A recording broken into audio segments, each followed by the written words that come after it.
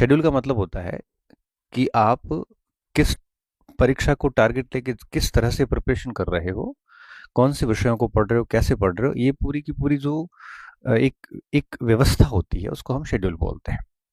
जैसे मैं तैयारी करूं मान लो किसी परीक्षा की, और उस परीक्षा को 1 महीना या 8 महीने या 10 महीने शेष हो, तो मैं उस परीक्षा की तैयारी के लिए सुबह से शाम तक कैसे मैनेज करता हूँ खुद को कि लास्ट तक 4-5 बार सिलेबस हो जाए, अच्छा रिवीजन हो जाए, अच्छी प्रैक्टिस हो जाए।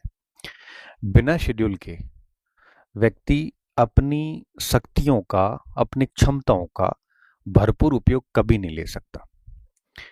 आपका शेड्यूल होना बहुत ज़्यादा ज़रूरी है। ये टाइम को इतना बढ़िया मैनेज कर लेता है कि आप जितना कर सकते हो उससे अधिक कर पाते हो। और अगर आप शेड्यूल नहीं है तो जितना आप कर सकते थे उससे कहीं कम कर पाते हैं आप। शेड्यूल होना बहुत ज़रूरी होता है। उसके बिना हम अस्त व्यस्त हो जाते हैं, और अस्त व्यस्त व्यक्ति कोई भी काम नहीं कर पाता। वो श्रीलाल शुक्ल लिखते हैं राग दरबारी में शायद, कि मेरे पास इतने अधिक काम हैं कि एक भी काम नहीं हो रहा है। मेरे पास इतने अधिक काम है कि एक भी काम नहीं हो रहा है। क्या मतलब है इसका? इसका मतलब ये है कि बस शेड्यूल कुछ है नहीं, टाइम टेबल कुछ है नहीं, बस सोच रहे हैं उस कामों पे, और सोचोगे तो काम होंगे कैसे, और हो कुछ नहीं रहा है बस। अब हो कुछ नहीं रहा इसलिए वो अधिक काम पड़े, अगर कुछ हो रहा होता तो काम सारे संपादित हो जाते। इसलिए कहते हैं ना कि शुरुआत बड़ी मुश्किल होती है, और एक बार अच्छे से शुरू कर लेते हैं तो फिर अपने आप चीजें धीरे धीरे सुलझती जाती हैं, रास्ते निकलते जाते हैं, काम होते जाते हैं, मोटिवेशन मिलता जाता है, अपने आप ही ऑटो सेल्फ मोटिवेशन जैसे कहते हैं मिलता जाता है। चीजें हल्की होनी शुरू होती है और अच्छा फील होना शुरू हो जाता है। कुछ नहीं करोगे, सुबह शाम पड़े रहोगे, कोई शेड्यूल नहीं है, तो काम होता नहीं है। काम बढ़ता जाता है कि हो नहीं रहा इसलिए काम बढ़ रहा है। दिमाग के ऊपर भार बढ़ता जाता है, कॉन्फिडेंस डाउन हो जाता है, सेल्फ मोटिवेशन बिल्कुल नहीं रहता। फिर दूसरों से मोटिवेशन सुनने की आवश्यकता महसूस होती है जो कोई काम का होता नहीं है ज़्यादा समय तक।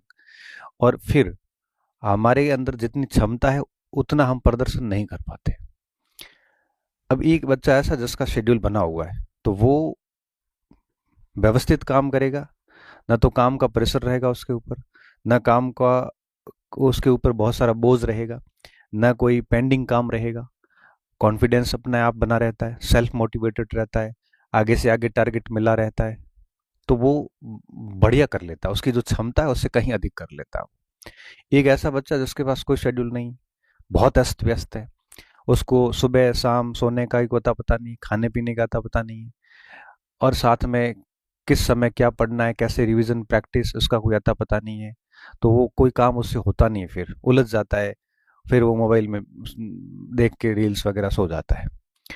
और फिर क्या होता है, काम का बोझ बढ़ता जाता है, बर्डन बढ़ता जाता है, मानसिक दबाव बढ़ता जाता है, मोटिवेशन डाउन हो जाता है, कॉन्फिडेंस डाउन हो जाता है, और फिर तनाव अवसाद ये सारी जो नई नई बीमारियां हैं वो उसको लगनी शुरू हो जाती है। इसलिए एक विद्यार्थी को सबसे पहले अपना एक बढ़िया शेड्यूल रखना चाहिए, और वो शेड्यूल को स्ट्रिक्टली फॉलो करना चाहिए। अगर आप शेड्यूल को फॉलो नहीं करते हैं तो फिर मान के चलिए उस शेड्यूल का कोई महत्व नहीं है। कैसा होना चाहिए? सबसे पहला पॉइंट, शेड्यूल ऐसा हो जो स्वतंत्र हो, ऐसा बंधनकारी नहीं हो। कैसा होना चाहिए? स्वतंत्र शेड्यूल होना चाहिए, बंधन वाला नहीं हो। जैसे मैं उदाहरण देके समझाता हूँ। कई बच्चे क्या करते हैं, हाँ, पेज के पीछे की साइड लिख लेते हैं 4 बजे 6 बजे उठना, 7 बजे तक ये करना, 9 बजे तक ये पढ़ना, 9:30 बजे ये करना, 11 बजे ये करना। ऐसा शेड्यूल बंधन कहलाता है। ऐसा टाइम टेबल कभी मत बनाना। क्यों? क्योंकि इस प्रकार के टाइम टेबल से आप चैन की तरफ बंध जाते हैं, फिर इसमें से एक भी कड़ी छूटती है। जैसे मान लो 6 बजे उठने का शेड्यूल बनाया आपने, और आप उठ गए 7 बजे, फिर आपका मन ही नहीं होगा, पूरा दिन शेड्यूल बिगड़ गया, और पूरे दिन पढ़ाई नहीं होगी। फिर आप कहोगे अब इसको कल से लागू करेंगे, कल कभी आता नहीं है। ऐसे बंधन वाले शेड्यूल में एक भी कड़ी मिस हो गई तो पूरा दिन गया आपका। दिन जाने का मतलब होता है 10 घंटे जाना। 10 घंटे का क्या मतलब होता है? अच्छी तैयारी वाला बच्चा 10 घंटे में एक छोटा मोटा सेगमेंट रिवीजन कर लेता है, वो आपने बिगाड़ दिया।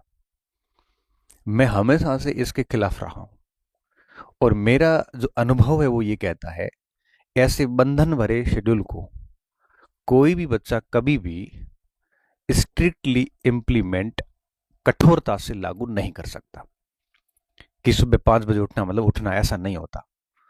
हम कोई मशीन थोड़ी है, हम मानव हैं।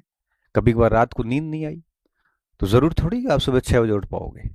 7 बजे ये करना, 7 से 9 इतिहास पढ़ना, 9 बजते क्या आप इतिहास छोड़ दोगे? क्या आपका कोई पैराग्राफ बीच में रहा होगा तो 15 मिनट और पढ़ना पड़ेगा? तो इसलिए ऐसे शेड्यूल से बचे, बल्कि स्वतंत्र शेड्यूल बनाए। स्वतंत्र में क्या होता है, सेशन डाल दे, भाई मॉर्निंग सेशन में मुझे ये पढ़ना है बस। और मॉर्निंग सत्र आप 4 बजे शुरू करो या 5 बजे करो, 6 बजे करो, वो आपके ऊपर है। शेड्यूल व्यक्ति की सुलझाने के लिए होता है, उलझाने के लिए नहीं होता है। ये बंधन वाले शेड्यूल उलझाते हैं आपको। स्वतंत्र शेड्यूल जो होता है ना, वो सुलझाते हैं। शेड्यूल सुलझाने के लिए होता है। तो 3 सेशन डाल दिए कि भाई जैसे मॉर्निंग सेशन हो गया, मिड डे सेशन हो गया और इवनिंग सेशन हो गया। अब ये 2-3 सेशन हो गए आपके। तो जैसे मान लो मॉर्निंग में कोई आपात काम आ गया और आप नहीं पढ़ पाए, कोई इश्यू नहीं, आप इवनिंग शेड्यूल फॉलो कर लो, मिड डे का कर लो, नाइट वाला शेड्यूल कर लो। तो एक शेड्यूल बिगड़ा, कम से कम 2 तो आपने पालन किए, 10 नहीं हुई तो कम से कम 6-7 घंटे तो पढ़े। बंधन वाले में तो कुछ नहीं होना। तो एक स्वतंत्र शेड्यूल बना है जिसमें सेशन रखें आप, सुबह का सत्र, दिन का सत्र, रात का सत्र, जैसा भी आपको ठीक लगता है, 4 सत्र या 3 सत्र रख ले। और फिर उसमें तय कर ले कि किस सत्र में क्या क्या पढ़ना है। जिससे कि सिलेबस का एटलीस्ट 70-80% हिस्सा आप साथ लेके चले। तो ऐसा शेड्यूल होगा ना तो थोड़ा अच्छा लगेगा। स्वतंत्र शेड्यूल में और क्या होता है, बंधनकारी में क्या होता है, बंधनकारी में आपने सप्ताह के 7 दिन ऐसे ठूस ठूस के भरा है कि सांस लेने का भी आपको समय नहीं है। और मैं बताऊं, एक व्यक्ति कभी भी सप्ताह के 7 दिन एक ही शेड्यूल में नहीं पढ़ सकता। उसको थोड़ा एंटरटेनमेंट भी चाहिए होता है। तो मैं क्या मानता हूं कि ऐसे शेड्यूल की बजाय आप अपनी हॉबी को भी थोड़ा टाइम दें। जैसे हॉबी क्या, किसी की स्केच बनाना हॉबी होती है, किसी के गीत सुनना होता है, किसी को कोई लिखना होता है। तो जैसे 15-20 मिनट फ्री बैठे थे तो वो काम भी कर सकते हो आप। या फिर किसी को गीत सुनना, आराम से गीत सुन लिए थोड़ी देर, या किसी को कोई मूवी देखने का शौक है तो 7 दिन में एक आधी कोई मोबाइल वगैरह पे जो मूवी देख ली। तो कुल मिला के इससे कोई डिस्टरबेंस नहीं होता है।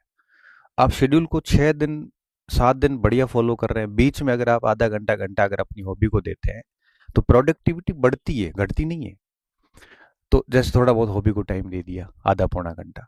स्वतंत्र शेड्यूल में ये होता है, बंधन वाले शेड्यूल में कभी नहीं होता। बंधन वाले में तो आदमी सुबह से शाम तक ऐसा ठूस के भरता है कि भाई आदमी घुटन घुटन होने लगती है मुझे तो शेड्यूल से, कि भाई कैसे कर लेगा ये।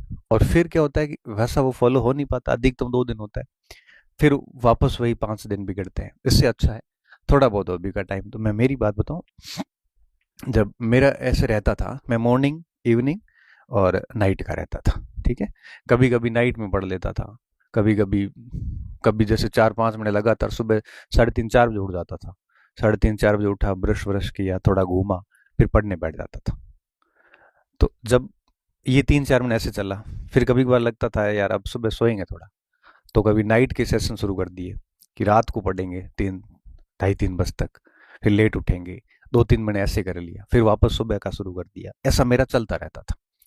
मैं चलते चलते भी पढ़ता था, कई बार सोते भी पढ़ लेता था।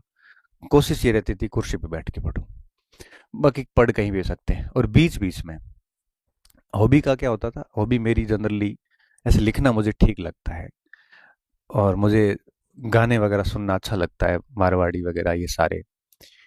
तो ऐसा बीच में वो वीडियो गेम खेलना जो पहले आते थे वो, और ये सारी चीजें, मोबाइल्स गेम नहीं, वीडियो गेम आते हैं, 10, 20, 50 रुपए के आते थे, सांप वाले न ऐसे आते थे, आजकल तो बंद ही हो गए। तो जैसे ही मैं थक जाता था तो 15-10-15 मिनट ये कर लेता था, और फिर आपस याद आता था यार काफी हो गया, अब थोड़ा पढ़ लेता हूँ। तो थोड़ा बहुत हॉबी को टाइम दो। इसके अलावा एक एक आध घंटा मुझे लगता है कि फिजिकल और मेंटल एक्टिविटी को देना ही चाहिए। मुझे ठीक से पता, मैं जयपुर था, दिल्ली भी था, हर दिन शाम को 6-7 बजे निकल ही जाता था बाहर, थोड़ा यूं ही घूम के 1-2 किलोमीटर घूम के आ जाता था। पास में कोई स्टेडियम वगैरह तो खेल के आ जाओ। क्योंकि ये फिजिकल एक्टिविटीज होती है ना, वो व्यक्ति को मेंटली बहुत मजबूत करती है। फिजिकली तो करती है, मेंटली भी करती है। थोड़ा घूम के आने से, बाहर के वातावरण से थोड़ा सा रिफ्रेशमेंट होता है, आपकी उत्पादकता बढ़ जाती है। तो मुझे लगता है कि अगर आप दिन भर के अंदर जैसे 24 घंटे हैं, तो 24 घंटे में जैसे आपने 8-10 घंटे बढ़िया रेस्ट कर ली, है ना, जैसे 10 घंटे रेस्ट कर ली बढ़िया, 1-2 घंटे कोई काम कर लिए, तो 12 घंटे गए, पीछे 12 बचे। 12 में मान लो आपने 1-1.5 घंटा इसको दे दिया, फिजिकल एक्टिविटी और हॉबी को दे दिया, तब 10 घंटे भी बढ़िया पढ़ाई हो सकती है। और 10 घंटे भी अच्छी पढ़ाई होती है, क्वालिटी वाली, तो वो 20 घंटों जैसी है। इसलिए अब आपको कई बार, कई बच्चों को हंसी भी आ रही होगी कि सर इतना टाइम कहाँ मिलता है। देखो, टाइम सबके पास समान होता है, आप उलझे हुए इसलिए आपको इन चीज़ों के लिए टाइम नहीं मिलता। अगर आप सुलझे हुए होते तो दिक्कत नहीं है। अपना टाइम कहाँ जाता है? अपना टाइम मोबाइल में चला जाता है, क्योंकि हम, हमारा स्क्रीन टाइम है 5-6 घंटे। चलो, जो ऑनलाइन क्लास लेते हैं उनको छोड़ो आप, अगर आपकी ऑनलाइन कोई क्लास नहीं है, फिर भी आपका अगर स्क्रीन टाइम के कई एप्लीकेशन है आपके मोबाइल में, देखना कभी, मुझे लगता है 4 घंटे से सब ऊपर है, 4 से 7 के बीच में, कई कई तो 12-12 घंटे हैं। एक दिन एक बच्चे का कमेंट था कि सर क्लासेस दिन में 10-10 घंटे मोटिवेशन सुनता हूँ। हो गया, मैंने कहा तेरा काम तो पक्का। अब 4 से 7 घंटे अगर आपका स्क्रीन टाइम है, तो अब आप दो सोचो कि 10-12 घंटे काम, भाई सोना करना, छोटे मोटे काम वगैरह करो, ये तो 10-12 घंटे तो ये गए, पीछे 12 घंटे बचे पढ़ने के लिए। 12 में से आपने 5-6 घंटे यहाँ दे दिए, अब पीछे 5-6 बचे पढ़ने के लिए, 5-6 वो वहां यूज करें या हॉबी को और इनको टाइम दें? पॉसिबल ही नहीं। तो इसके लिए एक सेक्रीफाइस करना पड़ेगा, त्याग करना पड़ेगा। वो त्याग सिर्फ और सिर्फ मोबाइल का होगा। अब मोबाइल की स्क्रीन टाइम आप घटा के लेस देन 1 आवर कर दो, 1 घंटे से कम मोबाइल का स्क्रीन टाइम कर दो। हाँ, क्लासेस वगैरह देखते हैं वो अलग इश्यू है, उसका टाइमिंग इस 1 घंटे में काउंट मत करो आप। उस 1 घंटे में आप रील्स देखना चाहते हो तो वो देख लो, 1 घंटे में कोई किसी का स्पीच सुनना चाहते तो वो सुन लो, 1 आधे घंटे में आपको जो भी कुछ करना है मोबाइल में, 1 घंटे आप कर लो। ये बाउंडेड कर लो, स्ट्रिक्टली कर लो। तो 1 घंटे अगर मोबाइल को आप देते हो, अब देखो दूर तो नहीं हो सकते, सही बात तो बता रहा हूँ मैं, कुछ भी कह लूँ, मोबाइल से आप दूर नहीं जा सकते। और 1 घंटा अगर आप कर लोगे तो कोई दिक्कत वाली बात नहीं है। और इस तरह से सेट करो उसको। तो 1 आध घंटा आपने, जैसे सुबह या शाम के समय थोड़ा घूम के आ गए, कम से कम 30 एक मिनट आप घूम के आ गए, और 30 एक मिनट आपने हॉबी को टाइम दिया, 1 घंटा टाइम तो इन दोनों को दो ही दो आप। इससे मेंटली रिफ्रेशमेंट रहता है। व्यक्ति जब पैदल चलता है ना, तो मन से बहुत सारी बातें करता है, और मन से जब बातें करता है तो वो बहुत सारी चीजें चिंतन करता है, तैयारी को लेके भी चिंता करता है, चिंतन भी करता है, भविष्य को सोचता है। तो इस तरह से जब भी मैं खुद आज भी वॉक करता हूँ शाम को खाना खाने के बाद में, आज मैं बाहर निकलता हूँ और एटलीस्ट 40-45 मिनट में घूम लेता हूँ 9-10 बजे के आसपास, और उस समय मैं दिन भर के जो कॉल्स होते हैं उनसे भी बात कर लेता हूँ। आज भी उन 40-45 मिनट में मेरे मस्तिष्क में सब कुछ चल रहा होता है कि कल क्या करना है, आगे क्या प्लानिंग करनी है, किस चीज़ को कैसे मैनेज करना है, ये सारी बातें जो होती है, ये सारी मैं उन चीज़ों में सोच लेता हूँ। तो क्या अच्छा जब शेड्यूल बन जाता है ना, तो अब जब आप इन सब चीज़ों में अपना टाइम दोगे, मोबाइल को 1 घंटा या उससे कम यूज़ करते हैं, तो क्या है, आपका टाइम अननेसेसरी कामों में जो जा रहा है वो बच जाता है, निरर्थक कामों में, और वो टाइम क्वालिटी टाइम हो जाता है। आप अच्छी जगह उन टाइम को लगाना शुरू कर देते हैं। इससे क्या होता है कि एटलीस्ट यूं कहिए कि आप शेड्यूल में बने रहते हैं, आपका आत्मविश्वास बढ़िया रहता है, आपको हर दिन पता होता है कि कल क्या करना और आज क्या करना है। फिर आपको ना तो किसी मोटिवेशन की आवश्यकता रहेगी, आपकी नियमितता कंटिन्यू बनी रहेगी। और साथ साथ में अगर आप शेड्यूल को कंटिन्यू फॉलो करते हैं, तो फालतू के लोग भी आपके जीवन से अपने आप दूर चले जाएंगे। क्यों जाएंगे? क्योंकि देखो, आप टाइम मोबाइल से दे नहीं पाओगे, भौतिक रूप से आप टाइम दे नहीं पाओगे। क्यों? क्योंकि 8-10 घंटे तो आपको एटलीस्ट रेस्ट करनी पड़ेगी, और 8-10 घंटे पढ़ाई हो जाती है, 1-2 घंटे आप इसको टाइम दोगे तो फिर टाइम बचेगा नहीं। तो फालतू लोग हट जाएंगे, और जो बहुत अच्छे लोग हैं वो आपसे जुड़े रहेंगे, क्योंकि अच्छे लोगों को आपसे हमें हर दिन टाइम चाहिए भी नहीं होता है। उनको तो केवल तभी चाहिए होता है जब उनको जरूरत होती है, या आपको उनकी जरूरत होती है तब वो आपको टाइम दे देते हैं। और मुझे लगता है कॉन्टैक्ट लिस्ट जितनी छोटी होती है उतनी प्रभावी होती है। और ये बात आपको कब एहसास होगा? जब कभी आप संकट में आएंगे, उस दिन आपको पता चलेगा कि लंबी कॉन्टैक्ट लिस्ट के फायदे नहीं है। काम के समय कोई फोन नहीं उठाएगा आपका, ना मैसेज का रिस्पॉन्स आएगा, बातें भली बड़ी बड़ी कर लें मोटी मोटी, लेकिन जब ज़रूरत पड़ेगी तब दो चार लोग काम आने वाले हैं। मुझे लगता है कि वो दो चार लोग ही आपकी कॉन्टेक्ट लिस्ट में होने चाहिए, बाकी नाम हटा दो सारे। मस्त रहिए, जीवन सरल रखिए, कम लोग साथ में रखिए, अच्छे रखिए। तो मैं क्या आजमाता रहता हूँ इन चीज़ों को, मेरे पर आते रहते हैं संकट, तब मैं कई साथियों को आजमाता हूँ, कई औकात दिखा देते हैं, कई काम आ जाते हैं, काम आते हैं उनकी लिस्ट रखता हूँ, औकात वालों को हटा देता हूँ, ताकि फिर आगे भविष्य में ध्यान तो रखूँ, गलत फहमी में तो ना रहूँ कि मेरे साथ इतने बड़े बड़े लोग, कोई नहीं होता, बहुत कम लोग आपके साथ होते हैं। तो कम से कम जब आप ऐसे शेड्यूल को फॉलो करोगे तो निश्चित तौर पे आप ऐसे सारा फालतू लोग आपके जीवन से हट जाएंगे। फिर आपका ध्यान केवल पढ़ाई पे, आपकी हॉबी पे, थोड़ा बहुत मोबाइल पे और अपने टारगेट को लेके रहेगा। फालतू चीजें अपने आप, ये प्रैक्टिस करना, एटलीस्ट 20-21 दिन कोशिश करना इसको फॉलो करने की, निश्चित तौर पे आप करोगे। अच्छा, इसको कहीं लिखने की जरूरत नहीं, टाइम टेबल कहीं पर भी लिखने की जरूरत नहीं है, ये दिमाग में होना चाहिए बस। क्योंकि लिखे हुए टाइम टेबल काम नहीं करते, जो दिमाग में होते हैं, दिल में होते हैं ना, वो टाइम टेबल अक्सर काम करते हैं। जैसे मुझे इस समय ये करना है, ये करना है, वो करना है, आपको पता होना चाहिए आपका। जैसे अब मैं मेरी बात बताता हूँ, मेरा कोई टाइम टेबल लिखा हुआ नहीं है, शेड्यूल लिखा हुआ नहीं, आज तक नहीं लिखा मैंने। पहले लिखता था कॉलेज लाइफ में, ये बंधन वाले लिखता था। अभी मैं बताऊं, सुबह 5:30-6 बजे उठ गया, मुझे पता है, मुझे मेरी अपने आप नींद खुल जाती है। उठ गया, उठने के बाद में थोड़ा 15-20 मिनट में बाहर वॉक करता हूँ। उठते ही मैंने टैबलेट ले ली, मेरी लेनी पड़ती है मुझे। फिर कुछ बन खा लिया, फिर थोड़ा बहुत घूम लिया। उसके बाद में लगभग 7-1 बजते की प्रक्रिया रहती है, घंटा भर। फिर मैं 2 घंटे बढ़िया पढ़ लेता हूँ। 9 बजे पढ़ लिया, 9 बजते मैं उठ के कॉलेज की तैयारी शुरू करता हूँ। नहाया धोया, खाना खाया अच्छे से, खा के और 9:40 तक मैं घर से निकल जाता। 10 बजते मेरी कॉलेज में क्लास होती है, एग्जैक्ट 10 बजते पहुंच जाता हूँ। 10 से 11 क्लास हुई, फिर क्लासें ली, कॉलेज के सारे काम निपटाए। अब ये मुझे पता है मुझे किस समय क्या करना है।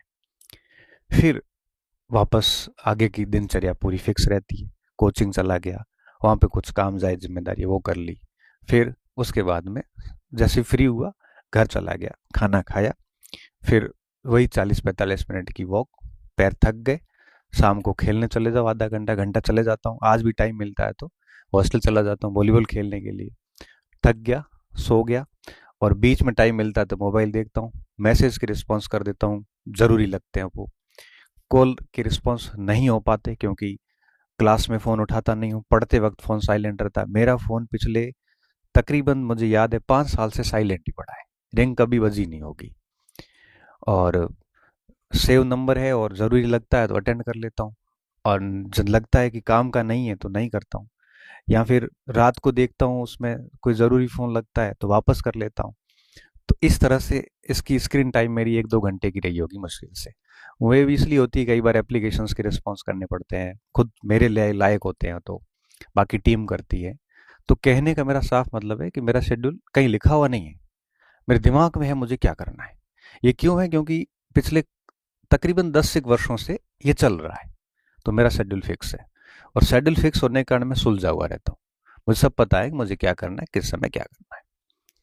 और फालतू लोग वैसे ही संपर्क में रहते नहीं, क्योंकि मैं टाइम नहीं दे पाता। और जिनको टाइम दे पा रहा हूँ वो फालतू नहीं है, वो मेरे लिए बड़े अमूल्य लोग हैं। इसलिए कह रहा हूँ कि आप इस टाइप का एक स्वतंत्र शेड्यूल अपनाएं, जिसमें आप फ्री फील करो, अच्छा फील करो।